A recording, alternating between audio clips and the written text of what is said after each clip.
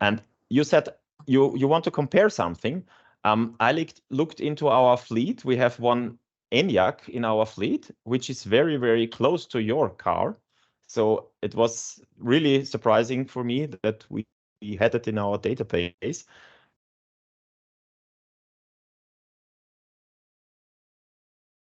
So left side is your ENIAC in the September test last year and the July test in this year. I summarized the values of the mileage as well as the manufacturer SOH and our score. And on the right side, you can see an ENIAC, which let's say similar mileage at the beginning with a similar score and a similar state of health. And this year we performed one flash test some days ago, and it has around about 33,000 kilometers, and it lost also around about 2% of state of health or 1 point of the AVILOO score. So the thing is that this guy, it's a member of AVILOO, it's a colleague from me that has this car, and he's charging nearly always AC, or let's say in that way, very, very slow. Although you charge DC, it was very, very slow. And that's the important thing for the battery. And I looked into the DC charging portion for the AVILOO car, and it's like only 3% or 4%. But what does it mean? DC for my colleague is like charging with 100 kilowatt, and your DC portion is like 80% or 70% because you're only charging DC, but with a power of only, like you said, maximum of 8 kilowatt. So that's so I cannot compare the DC portion for your car with the others because that's totally unusual. I can understand. But it's good to see that both cars have the same. So then it's maybe just like how a normal battery will degrade over time and not really to the high temperatures of that we had in Africa or Exactly. What I also did is I looked into our big database with flash tests, and what we have found out is one ID4, which is the same battery, which had only 5,000 kilometers with a score of only 80 points.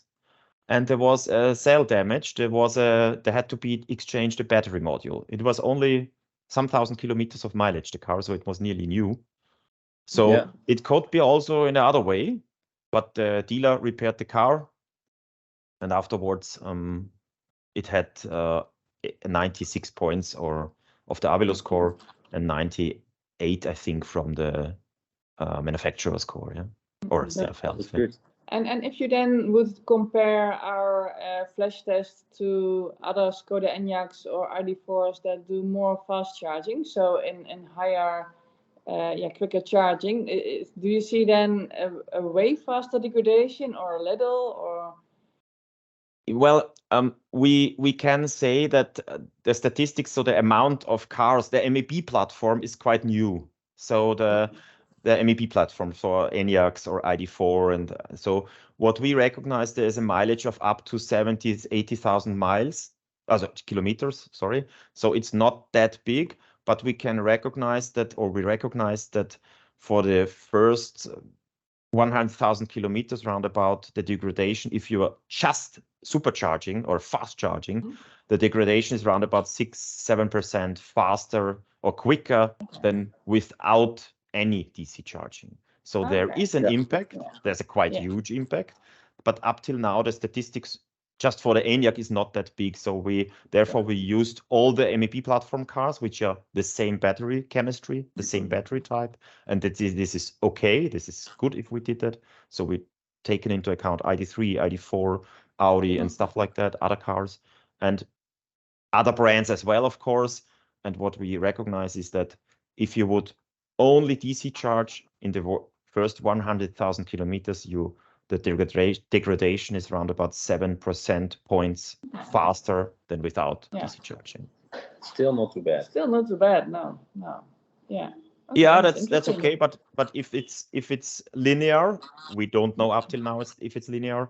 But if you imagine for 300,000 kilometers for a car, then the degradation for fast charging would be around about 20%. Just the fast charging impact. That's quite a big impact. Yeah, and then you add the degradation just from having the car and keeping it charged every day or whatever. Then you add some other points of degradation, like 10% or so, and then you're quite nearly below 70%. So yeah, and for that expensive car, you expect, of course, a good lifetime. Yeah. But of course, the reality is not that everybody is charging 100% fast. That's not occasionally. Yeah, occasionally. Okay. But that's also a good hint for the customers and for the viewers that I think please avoid, whenever you have time, fast charging, because it helps the battery lifetime.